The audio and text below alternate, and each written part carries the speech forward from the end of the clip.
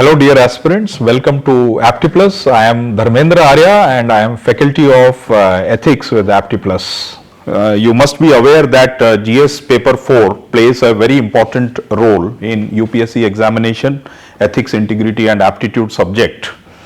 This subject was introduced in 2013 and the reason was that the corruption in bureaucracy had reached at a peak, and this was added as a primary filter to select candidates who are sharp, knowledgeable, but along with they are also ethical and have moral courage to enact what they know is right. In this paper is unique in the sense that I usually tell that this paper is easy in the sense that your efforts to score good marks, which goes into other GS papers, here the efforts are very less if you live a conscious life and you know the approach that how do you resolve ethical dilemmas. Once you know that, then it is very easy to score good marks in this paper. This paper is a deciding paper. UPSC has given so much importance to this paper that they have given 250 marks to purely this subject. Rest other papers consist of multiple subjects.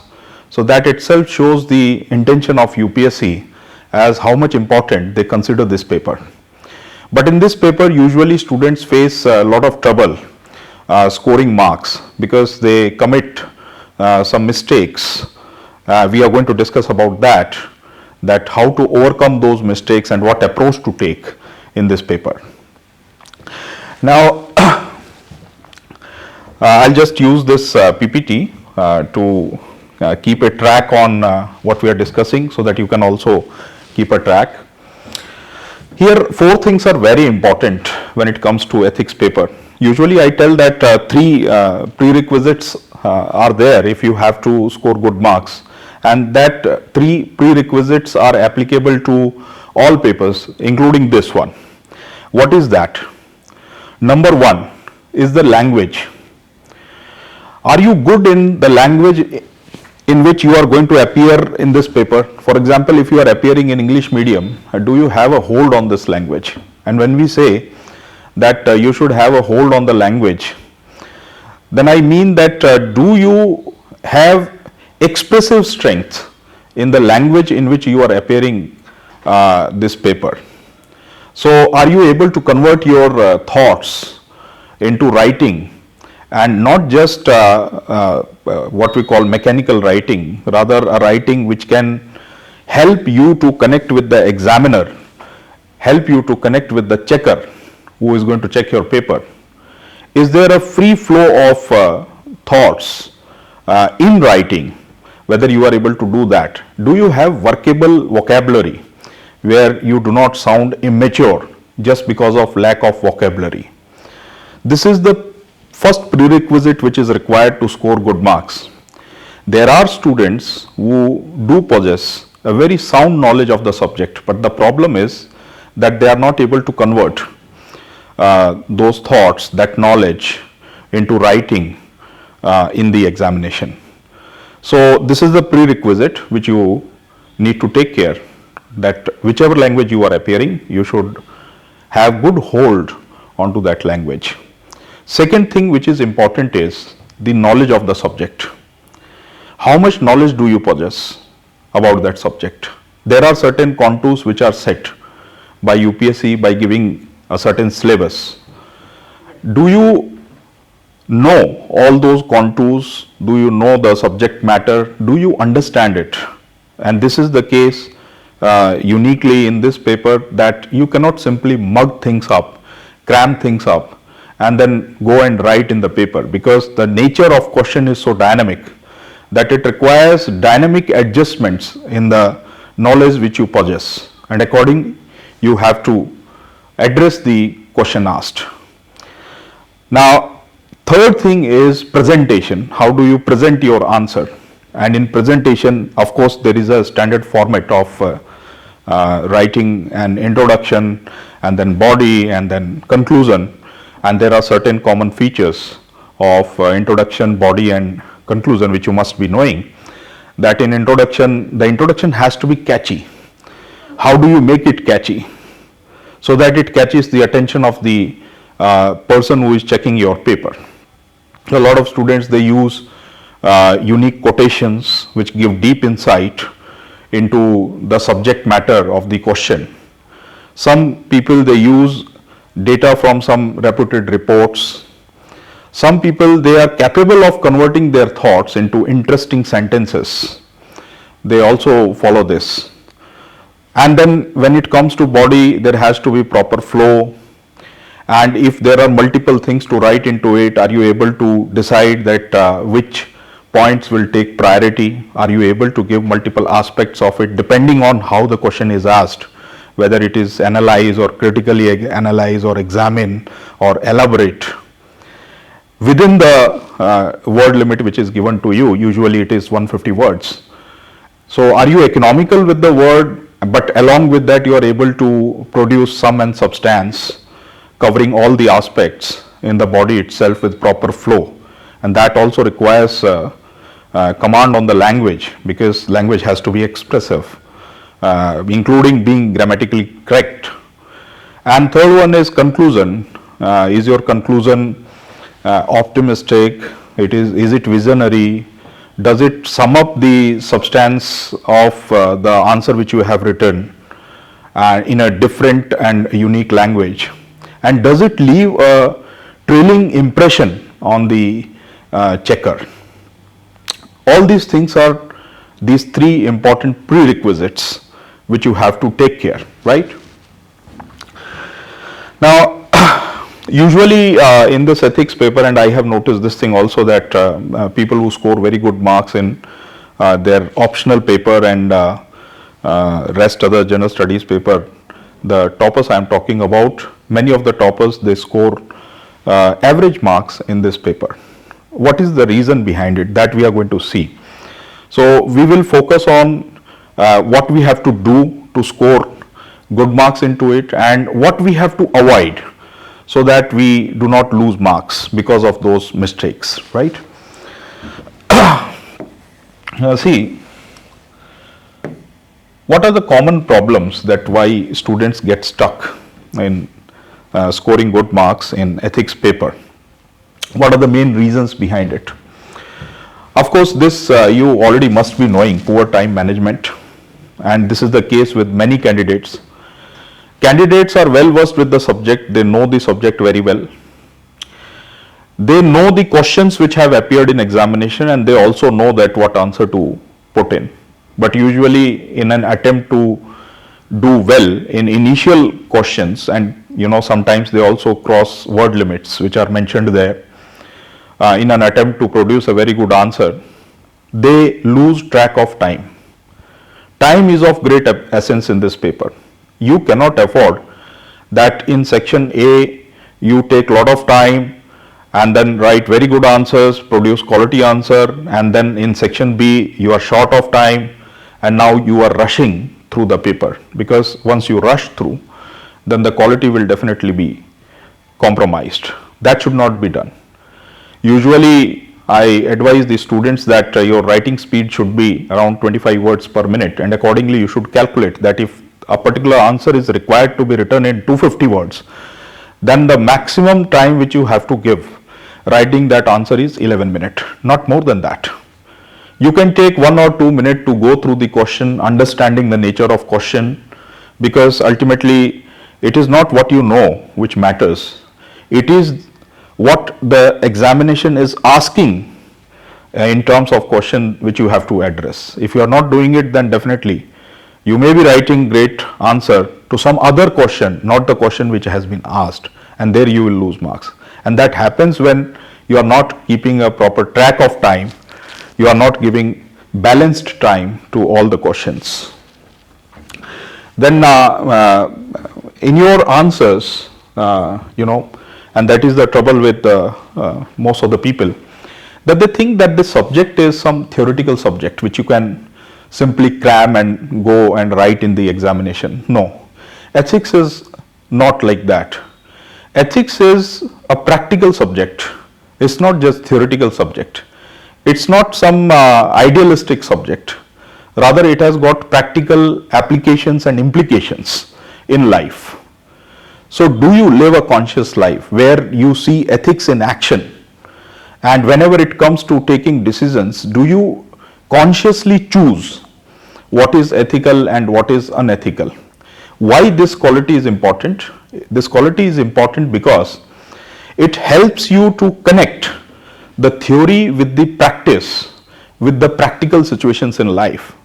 And that is what is required in this examination, in your answer.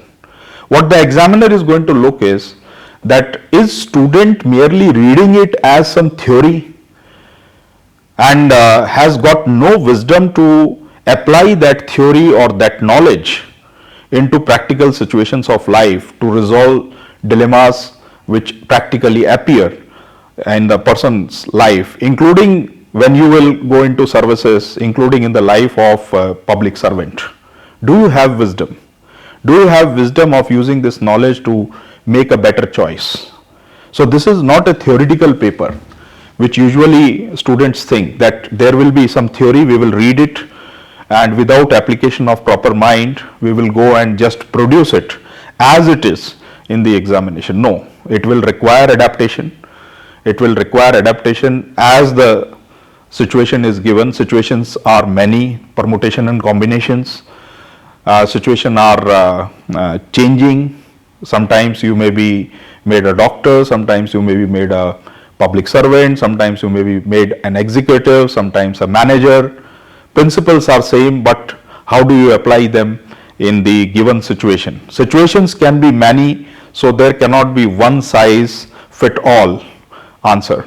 So are you able to apply that theory to the practical situation? This is very important. Then there is a tendency among the students while writing answer that they mention random things into the answer rather than keeping a certain flow where first thing is connected to the next, introduction is connected to the body, conclusion is connected to the introduction and the body. So that connectivity is missing, including in the body when they are writing certain points. They will be completely disjoint points. This should not happen. It has to be properly put in a flow. All the points must be connected with each other, and when the examiner reads introduction and those points and then conclusion, he should feel that there is a proper flow in the answer. Random things must not be mentioned. I also see one tendency among the students that instead of understanding the question properly, they pick up certain part of the question and then anything related to that part is mentioned in the answer randomly. Sometimes they also drop quotations which are completely irrelevant to the question asked. They feel that it is relevant, but it is not. It directly does not address the question asked. Quotations must be dropped when they are directly of essence to the question which is asked, and for that you will have to first understand the nature of the question, right? So it should not be random definitions without any proper structure, without building any context, right? That should not happen. Then case studies are written like GS answers. This is also one of the issue. Whenever we are dealing with the case studies are what? These are the practical situations which are given to you, which you may be facing while in the services. Or even if we talk about not just public service, it may be a corporate or any personal situation which the person is in. This should not be written in a way as if you are completely disconnected from the ground realities.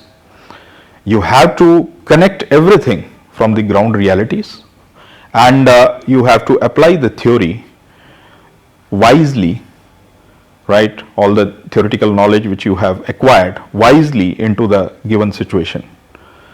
You have to frame your own answers, frame your own sentences. Those sentences must be framed in such a manner that they do not sound immature. So what we are expecting is a mature person who has a very good understanding of what is right and what is wrong, and apply that understanding to a given situation and see things from the perspective of all the stakeholders. and then decide that what all options are available, and out of all those options which one is the best one, and how can I justify that this is better option or this is the best option among all the options available, right? So this is what is required. This is not to be written in a artificial manner or mechanical manner where it shows that you are not consciously dealing with such situations in your life. You have never dealt with, in fact you never think about it, the situations which you face in life. So that should not be reflected in the answer. Then one of the problem is emotional answers without ethical grounding. See, ethics is considered to be something which is purely ideal. No, it is not like that. Ethics gives you practical guidelines that how do you resolve the problems of your life. Sometimes you get into a grave dilemma. Ethics teaches you that how to deal with that dilemma in an efficient manner, in a manner in which it is better for all the stakeholders. Ethics teaches you that. The insight which you get through determinants, dimensions, duty approach, consequentialist approach, rights-based approach, the thinking of different thinkers, all those things give you an insight, practical insight into this subject. So it should not be, no question in fact, not just case studies, rather no question must be dealt with in an emotional manner. When you are into emotion, there should be a balance between emotion and what we call as rationality, right? Which is one of the topic also, emotional intelligence. Emotional intelligence is about using emotions, even if you are feeling them, rationally to produce practical answers in the examination, right? So what UPSC really expect is clarity plus balance and its application, practical application. Are you well aware of this, all the three aspects, right?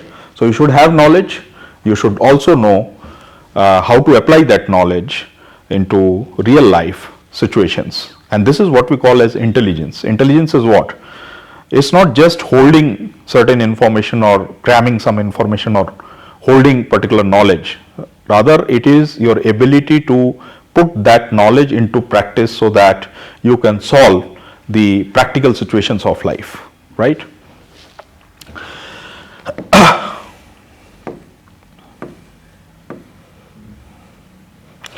Okay, what UPSC really tests in ethics,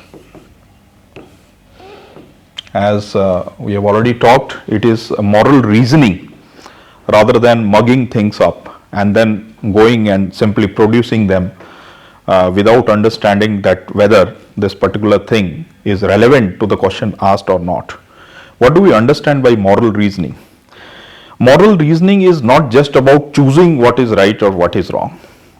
Rather, give a proper justification, a reasonable justification, which could be accepted by a rational mind that yes, this is the reason that why I am choosing this particular option.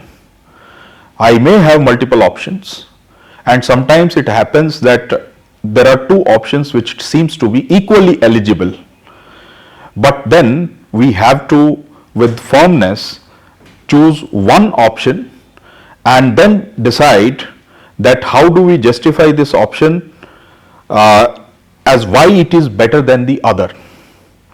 And that justification, that reasoning, it should be appearing reasonable to the rational agents. So this is what we call moral reasoning. So in UPSC, and for that matter the subject also, the inquiry of the subject is not just about what is right or what is wrong, and that is what is tested in examination also, that you don't just tell that what is right and what is wrong, and that can be done by any ordinary person. You have to rise above the ordinary and explain that why do you think that this particular option is better than the other, which seems to be equally good option. And how do you do that? Because ordinarily people do not have much insight sometimes they also get stuck and the dilemma becomes unresolvable, that you are stuck between two options and both of them they appear equally good. How do you do that? Then in this I will suggest you that there are certain part of your theory which concept should be very clear, along with the examples, along with your ability to connect those concepts with the real life. For example, in dimensions you will read about deontological approach, duty approach, you will read about Kant's moral theory, and you will also read about that what justification Kant has given that why you should perform duty irrespective of thinking about consequences. So at times it happens that in given question or a given case study you are asked to choose between a duty approach or a consequentialist approach, and both the options seems to be equally eligible, right? In that condition, can you afford to be indecisive and not choose anything? No. Ultimately you will have to choose any one of the option. So these philosophers, these theories, they give you insight that if I decide to choose this option, then how do I justify it in a way that it appears better than the other. Similarly, if you are say choosing the other option which is consequentialist, then you will go through the theories of utilitarianism, the theories which were established by John Stuart Mill and Jeremy Bentham. They also have given justifications and they will also appear reasonable. But point is this, that you are simply putting down the theory there, or you have ability to apply that theory into the given situation and explain that situation from the perspective of these theories. So this ability will fetch you very good marks. Okay.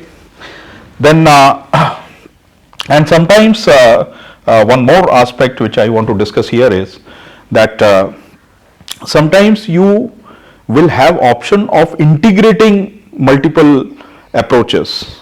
So do you have wisdom of integrating them? For example, Mill has beautifully said that one should perform duty because it results into greatest good of greatest number in long term.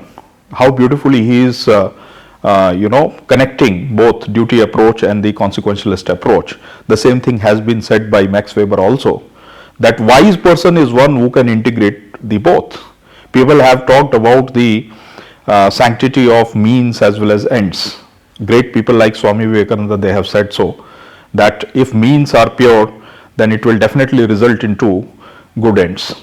But then do you have wisdom of making rare exceptions in certain situations where you fail to integrate, and then you will have to choose one or the other, right? And then have proper justification of it.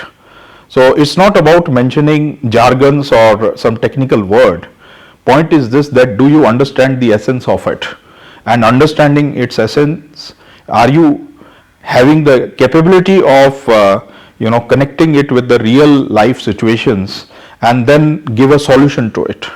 And not just solution to it, rather also a reasonable explanation to it, a reasonable justification to it, which is going to fetch you marks, right? Second thing is that it should have administrative practicality. See, ultimately it may be ethics paper, but we are studying this paper, or we are writing this paper in the context of public services.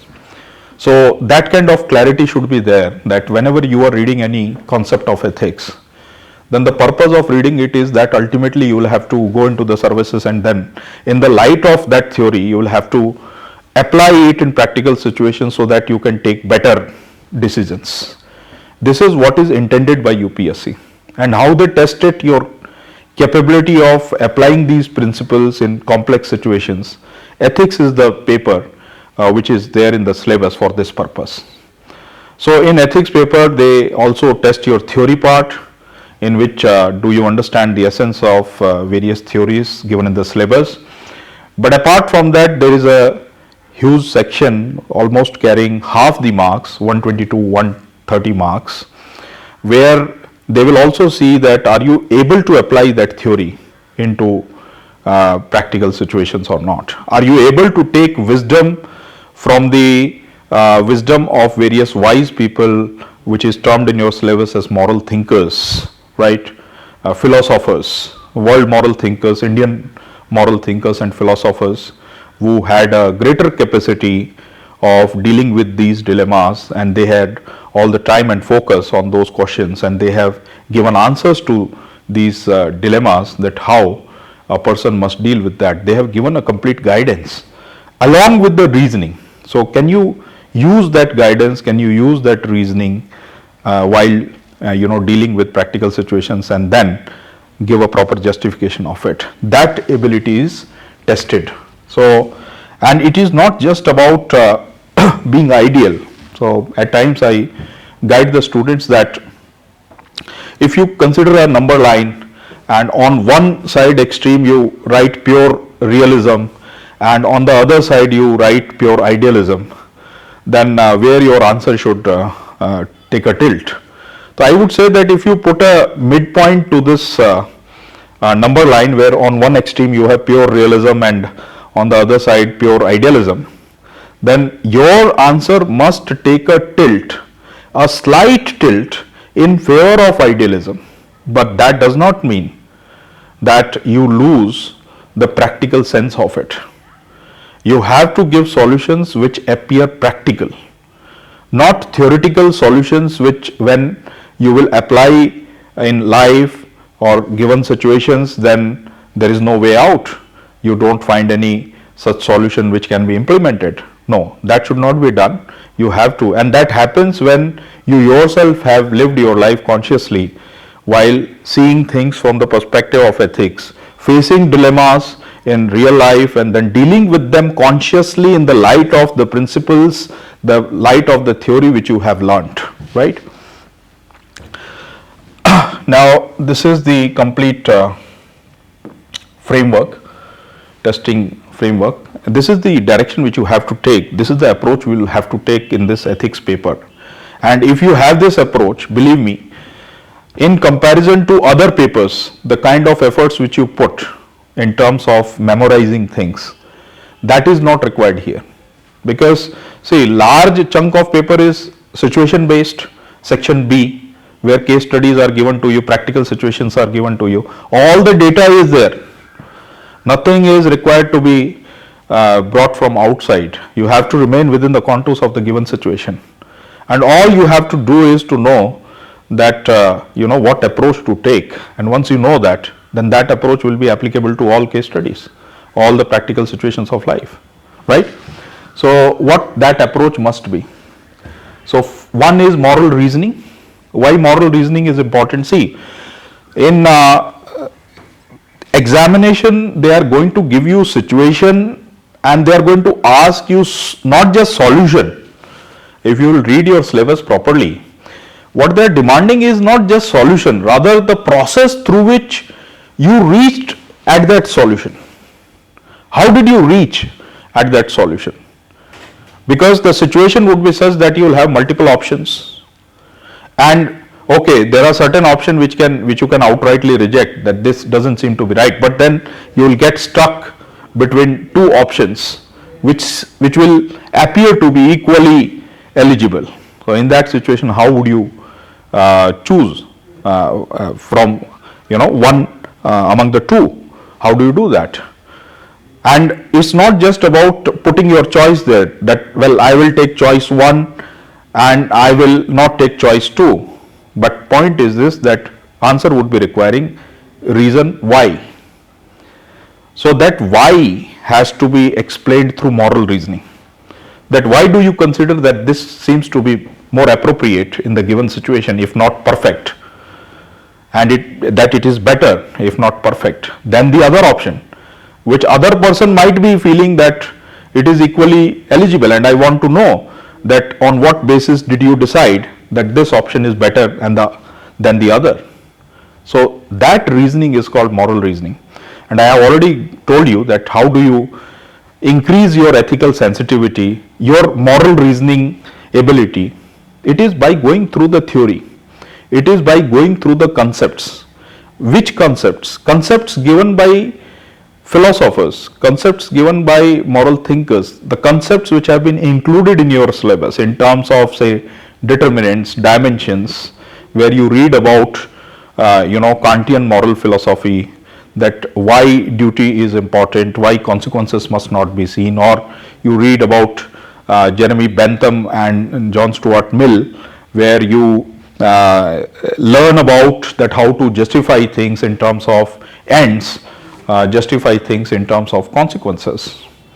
It is the thinking of these people which will enhance your moral reasoning capacity, and that is what is required in the examination, right? Correct moral reasoning, which will give clarity to the examiner that in this situation, if you have chosen this option, then what is the reason behind it, what is the rationale behind it, right? Then balance between idealism and realism, I have already told you. Realism basically being practical, and that is very, very important, because if ethics is to be equated with pure idealism, then ethics will become something which is better kept in books rather than having some practical value in life. But ethics is not like that.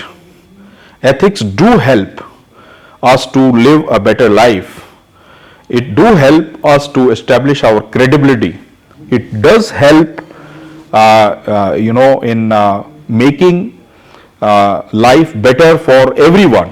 It does help in the overall human flourishment and well-being, right? So it's a practical subject which needs to be implemented in real life. So how do you ensure that? So you should not get into the trap of what I call as absolutism, that I have to be absolutely practical or absolutely ideal. No, it has to be somewhere in between. But I advise to the student that it's not exactly between, because it's not some mathematical number line. So you'll have to take a tilt, and that tilt should be in favor of idealism while also keeping it practically implementable, right? Then personal integrity as a future civil servant, that you have to show. And when we talk about personal integrity, integrity is an encompassing value. So you will have to understand the meaning of it. That integrity means honesty. It also means accountability. It also means selflessness. There are so many values which are part of what we call as integrity of a public servant. And not just this, rather also an ability in the public servant, what Max Weber has said, the concept of mature bureaucrat, who understand that whenever there is a conflict between the values in the given context, which value should be practiced so that this integrity is maintained. If you don't have this understanding of integrity, then it will become very difficult for you to produce practical good answers, right, in the examination. You will be completely stuck, and your answer will be running randomly here and there, and it will not make sense of it, right? So that has to be kept in mind. Apart from that, of course, all other public service values which you are required to reflect in your answers, right? Then empathy and rule of law. This is a classic dilemma among the students, and it is also one of the favorite area of UPSC examination, where you will be put into a typical situation where your morality would try to inspire you to break the law, try to test the conflict that seemingly appears between law and morality. Are you able to resolve that? What you are required, when we say administrative practicality, it says that you should be able to apply ethics within the contours of the law established. You should not violate law. Law has its own inherent worth, and its sanctity must be protected. Great people like John Locke have beautifully said that where there is no law, there is no freedom, there is no liberty.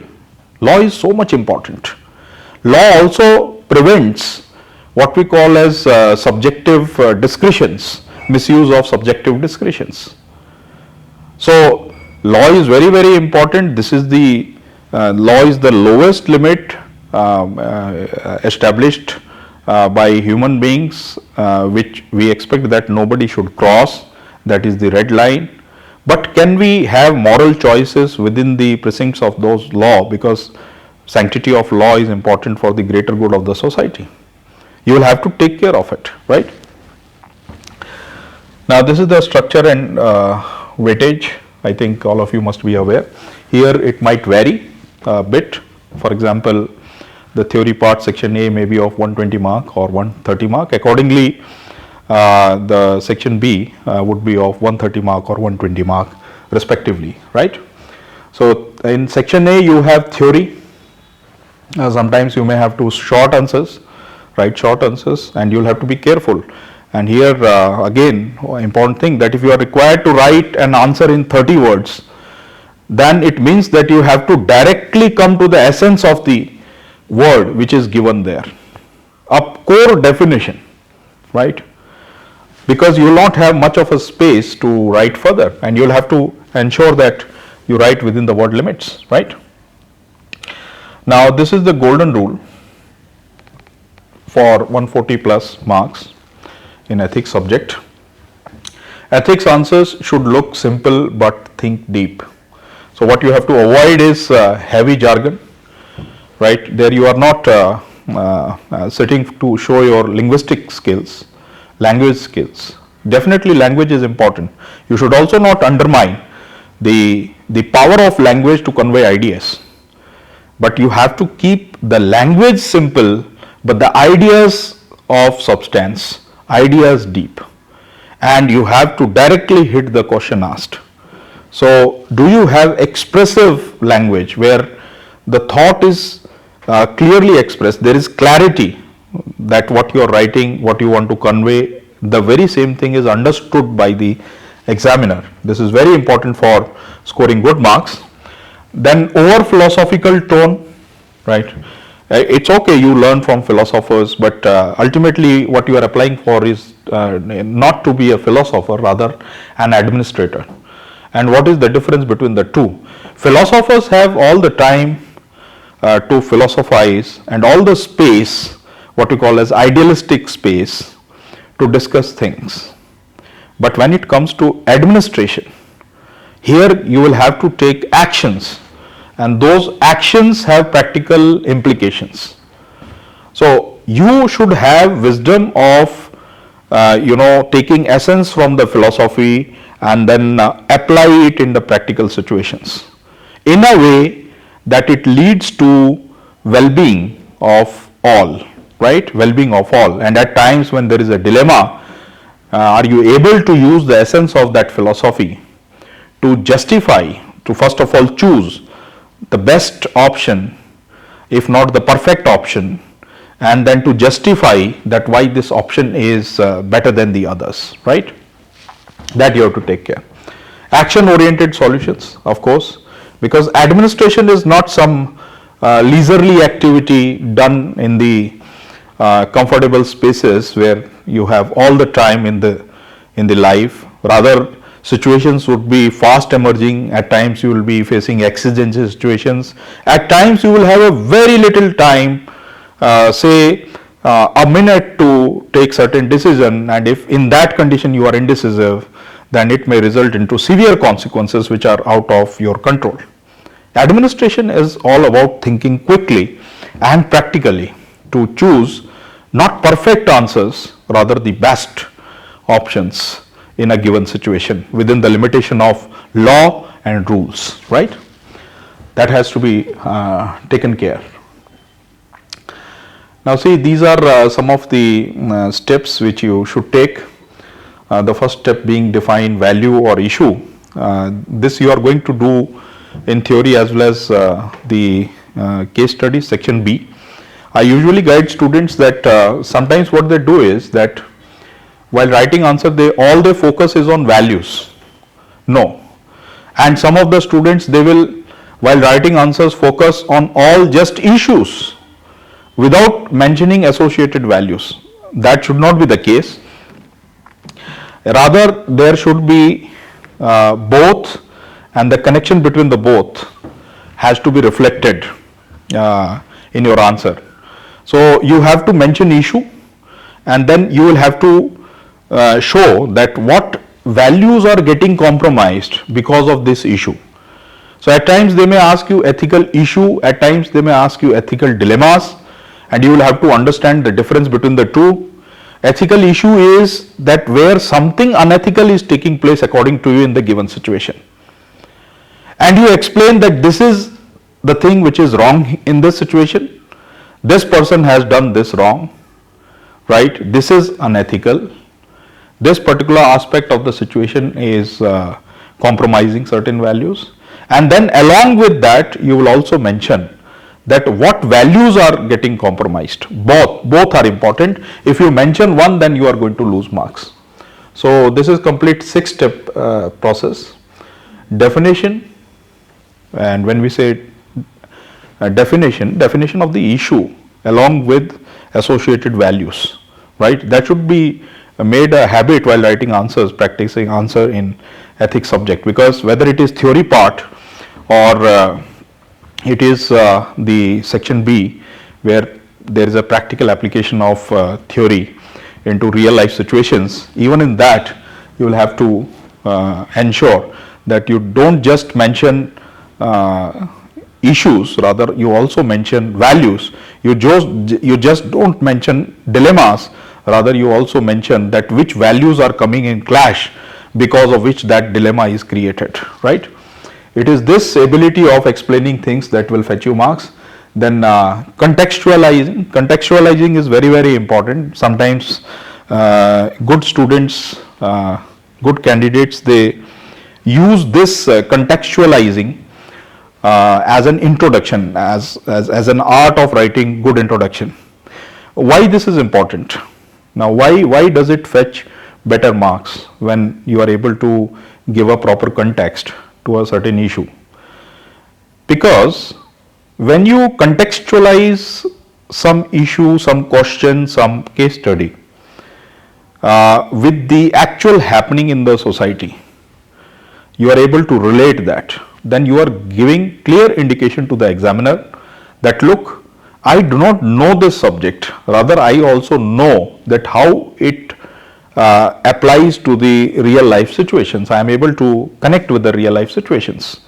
So this message to the examiner is very important, because examiner expects that you do not read something merely as a theory, some ideal theory, rather you bring it to the level of the ground and you use that theory to take better decisions, to take better actions, to choose better options.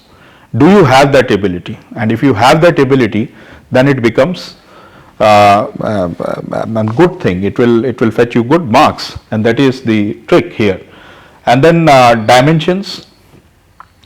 Now see, dimensions of ethics are many. At the time when you will be reading theory of ethics, theory part of ethics, then in that dimensions will be covered in huge details, that what kind of things you must consider while deciding that a particular action is right or wrong, or when there are multiple options, how do you choose from them. So what philosophers have said regarding the framework which you should use while deciding what is right and what is wrong, right? Ethics is all about deciding what is right and what is wrong, and the paper is also of that nature. When they give you certain situations, then these situations basically are going to produce dilemma, and then dilemmas will have multiple options, and then out of those multiple options you will have to choose one, the most correct ones, right? So that choice should be guided by these dimensions, and that dimensions, the topic itself is very vast in terms of meta ethics, how normative ethics originate from it, and then in terms of normative ethics, what are various approaches, including duty approaches where you follow duty, or consequentialist approaches where you focus on consequences, and sometimes integrated approaches also where you integrate both duty as well as consequences, right, as Mill's approach is there. Then you have rights based approach, legal approach, and virtue based approach, which also give you insight. Sometimes you integrate all these approaches to have a better insight into the situation and choose the best option, right? So that theory must be clear. And this knowledge of dimensions also give you reasoning power, what we call as enhancing your ethical sensitivity and then justify certain options which you have chosen, right? Moral reasoning ability.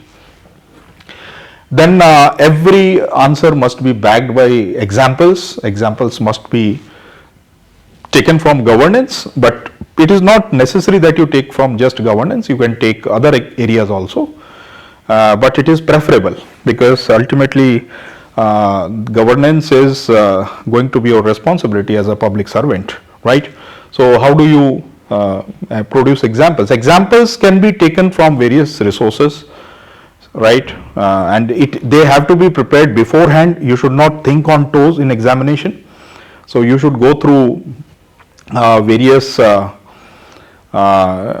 sources like the Better India, or for that matter any government website also, because there are various rewards which are given to public servants which have done wonderfully well in different areas of governance.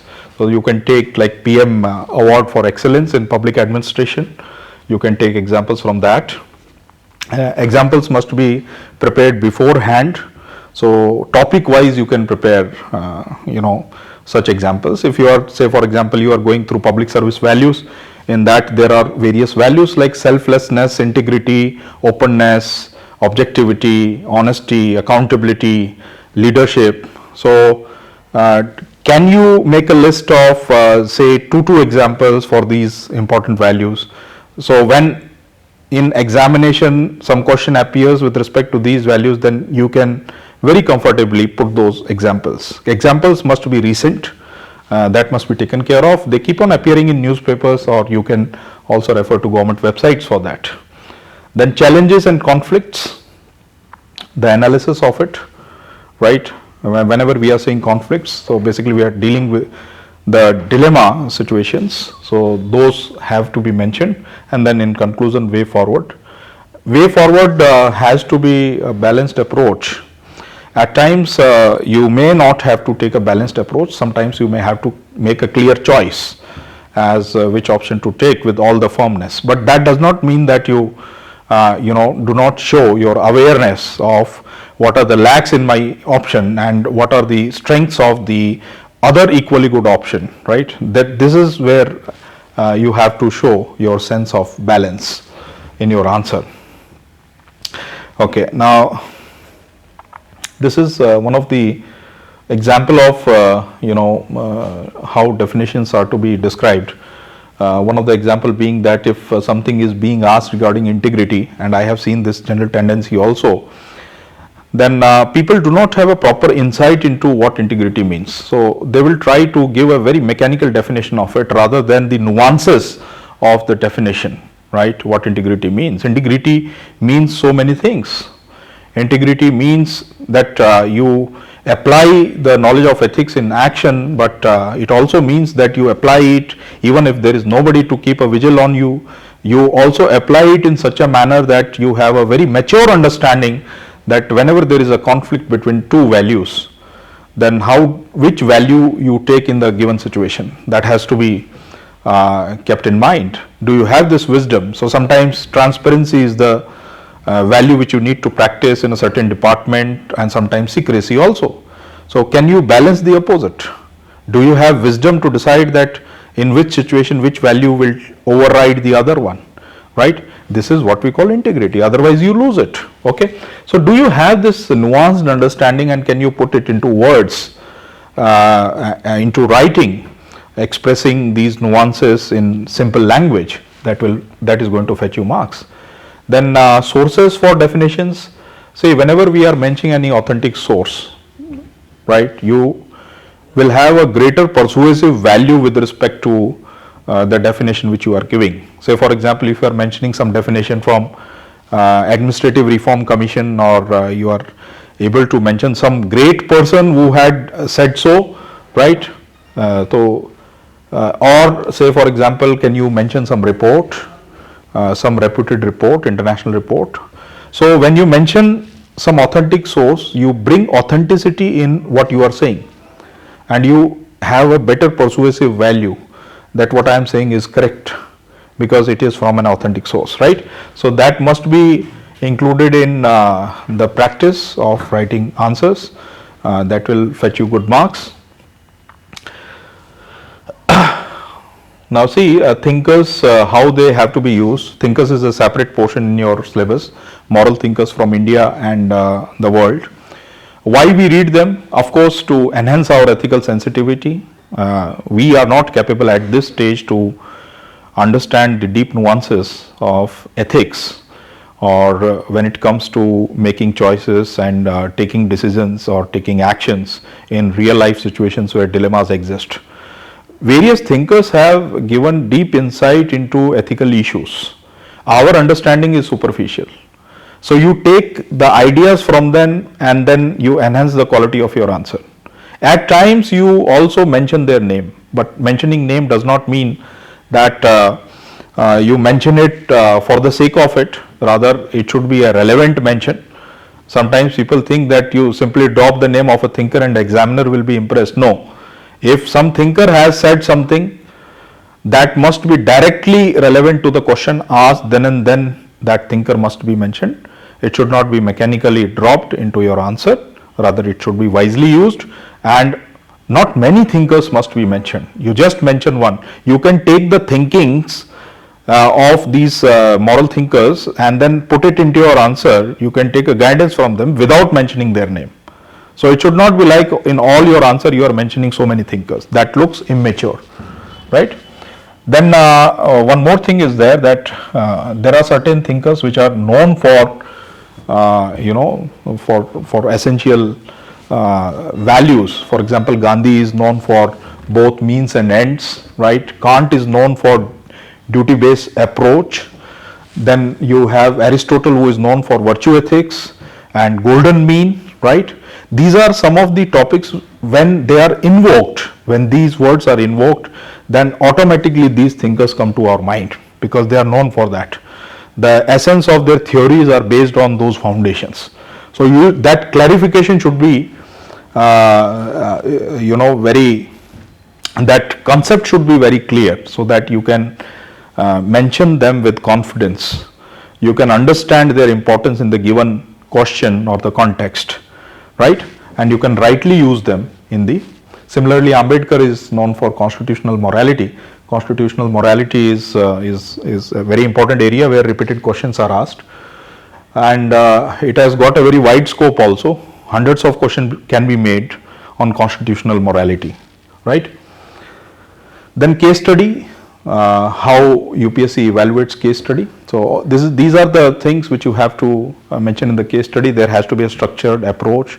Stakeholders must be identified, and at times you can also use quotations if that quotation is giving the core essence of the answer which you are going to write, or the option which you are going to take. Okay, at times you can use that also.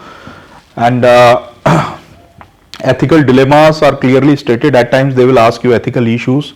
Ethical issues must not just be mentioned, rather the values which are getting compromised, associated values which are getting compromised, even those values also must be mentioned to make your answer complete. Okay. Then balanced option, in what sense? That you are able to show that, look, I am aware of that this situation can be resolved through duty-based approach. I am also aware that this situation can be resolved even through consequence or end-based approach. I am also aware that one can take virtue-based approach also in this situation. So you will have to show all the option along with values, along with the essence and justification, that why this option is good, why that option is bad, right? Giving a proper analysis of it. And then you have to choose best option of all the option, while also taking care that the option which you choose is within the contours of law. I have already explained you that law must never be violated, except when it is an extreme case where the very legitimacy of the law is questioned, like it was questioned in salt satyagraha or civil disobedience movement, or when Rowlatt Act or Vernacular Press Act was opposed, right? So you must be knowing about that part of history where the very legitimacy of law was questioned on the altar of morals and ethics by our great leaders like Mahatma Gandhi, right? So accept that today we do not face such a situation, and even if we are facing, then there are institutions to take care of it. You should be able to appreciate the fact that the law is enacted by a elected legislature, elected by we the people of India. So we should believe in its wisdom and hence trust in it. And even if there is a difficulty in accepting it, then there are certain institutions where you can go and challenge them, and it is only after due adjudication or due presentation and that certain reforms are brought that law can be reformed itself. Till that time, the law sanctity must be maintained, and it is within the law you have to exercise your moral options, right? Okay, what you are not supposed to do is some hugely idealistic answer which you write, unrealistic heroism or emotional overreaction, right? Now this is 7-step to case study. One is stakeholders involved. This is one of the option as far as introduction is concerned. When you identify stakeholders, you are able to show to the examiner that well, I have thought out this situation from the perspective of all the stakeholders. Then ethical issues and values. Sometimes you may be asked ethical dilemmas also. Ethical issues and dilemmas, they are different things. So you should be able to appreciate the nuance between dilemma and an issue. Issue is when some value gets compromised. Dilemma is when values come in cross. So you previous year's questions show that they may ask you both, they may ask you any one, they may ask you issues, or they may ask you dilemma, or they may ask you both, right? So you should have a very good understanding of it. Then what are the options available? What are the pros and cons of each option? Best course of action, proper justification within the contours of law, applying the principle of ethics within the contours of law, right? Exercising your moral options, and then step by step solution, that how you are going to resolve it and reaching a particular conclusion, right? This is what you are going to do. You are also going to write headings clearly, because they make your answer more legible, more absorbable. So it will be a convenient thing for the examiner. This is the strategy, right? How to handle moral versus legal conflict. This is a favorite area of UPSC, and there are various nuances to it, that how do you handle it. Just to give you an example, that one question was asked in UPSC regarding one of the whistleblower, that is Edward Snowden, who was working with National Security Agency, which was handling a very critical tasks of national security. In that, what they were doing was that they were doing surveillance, blanket surveillance on all the citizens and non-citizens, that is people of the world, and permanently storing that data. In that, Edward Snowden became whistleblower, and then he brought it in front of the public. So the question asked is that what Edward Snowden did by exposing surveillance program of a very secretive agency, was it correct or was it incorrect, was it ethical or unethical? Now this was a tricky question, because whenever you are blowing whistle, then are you supposed to go to the media, or are you supposed to going to release it to the world, must depend on that what implications it is going to have on national interest and national security. And even that whistleblowing must be done within the contours of law.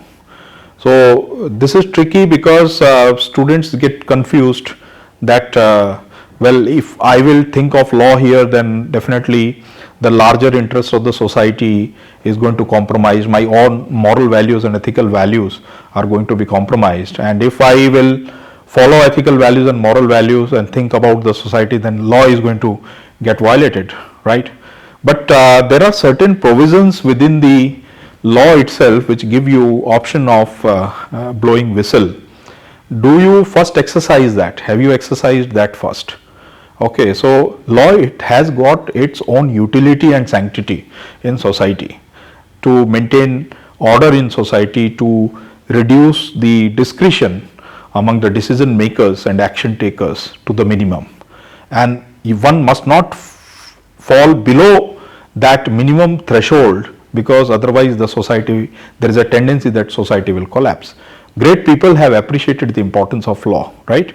So in that condition, your approach should be to look whether you can exercise your moral options within the precincts of, within the contours of law or not, right?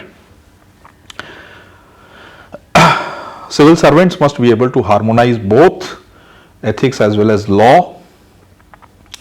This is the best course of action as far as writing practical answers is concerned. So best action must be ethical, legal, practical, empathetic and sustainable. Okay, sustainable in every sense, specifically in economic sense, because you should not give some option which is economically unsustainable, so ideal that it will consume huge resources, right? So that should not happen.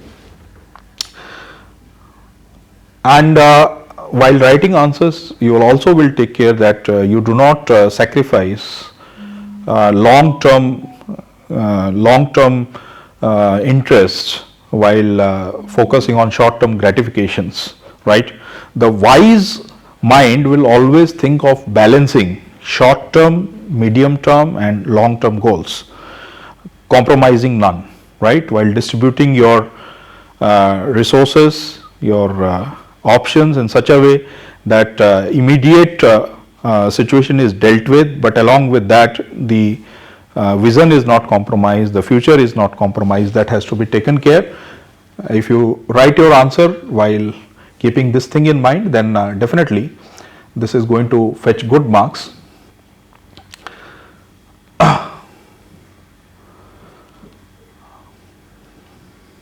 Okay, so this is also one of the reference point which a public servant must take while writing answers.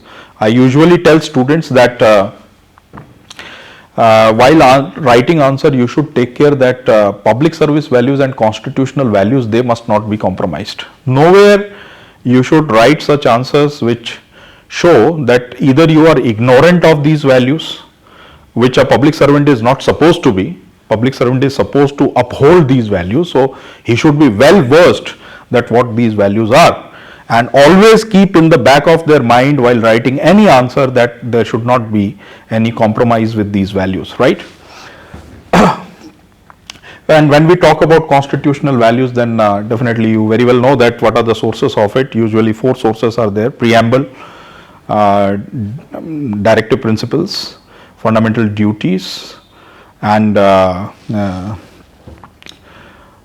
preamble, DPSPs, fundamental duties and fundamental rights, right? And apart from constitutional values, of course, there is a huge set of public service values, but there are certain values, public service values, which are indispensable. For example, you must be aware of Nolan committee values, which are considered to be indispensable for public servant. If you are sitting on a public position, then you are supposed to take care of these values, values of selflessness, integrity, openness, objectivity, accountability, honesty and leadership, right? While taking care of these values, you are going to write your answers, including answers to case studies. Now these are some of the presentation skills which I think is of common knowledge of all.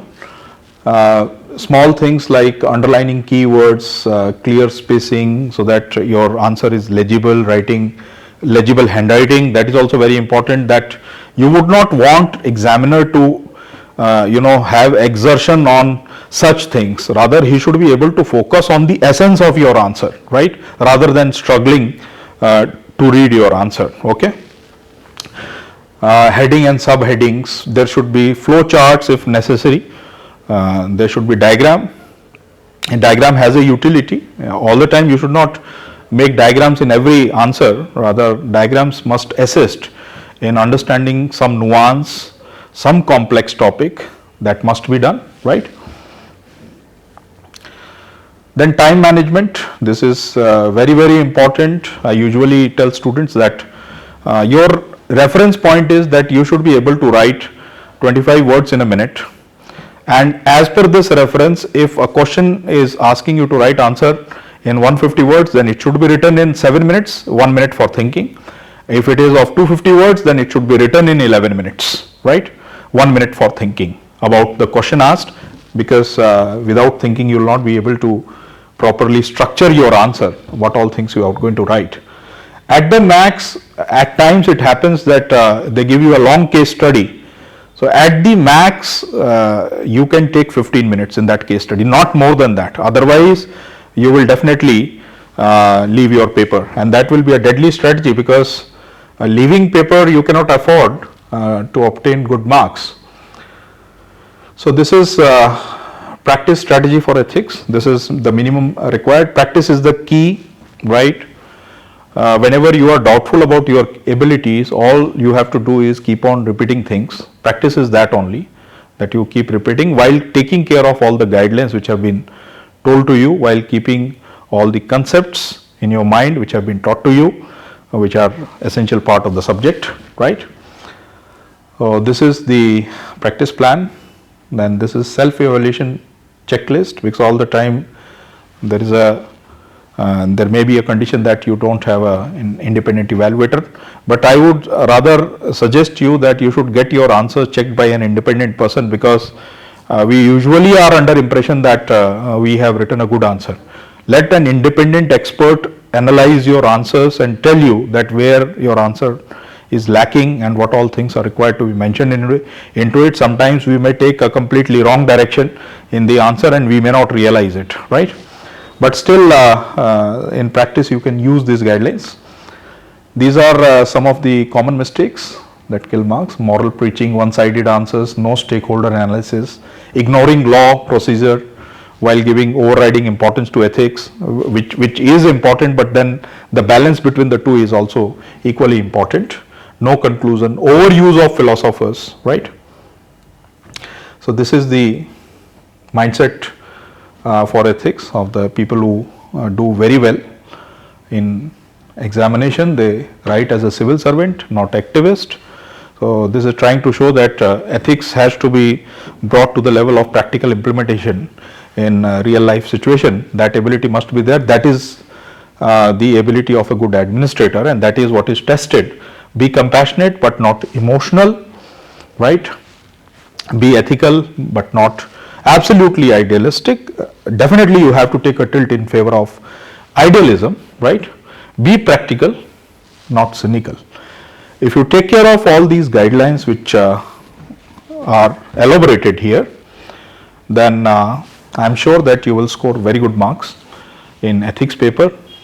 Easily you can score more than 140 marks. There are students, for example, you must have heard about Sanya Chabra. She was one of my students.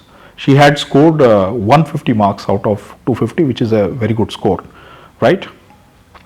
So my best wishes to you. Keep practicing. Practice is the key. Take care of these guidelines. You will definitely do well in this paper. Thank you.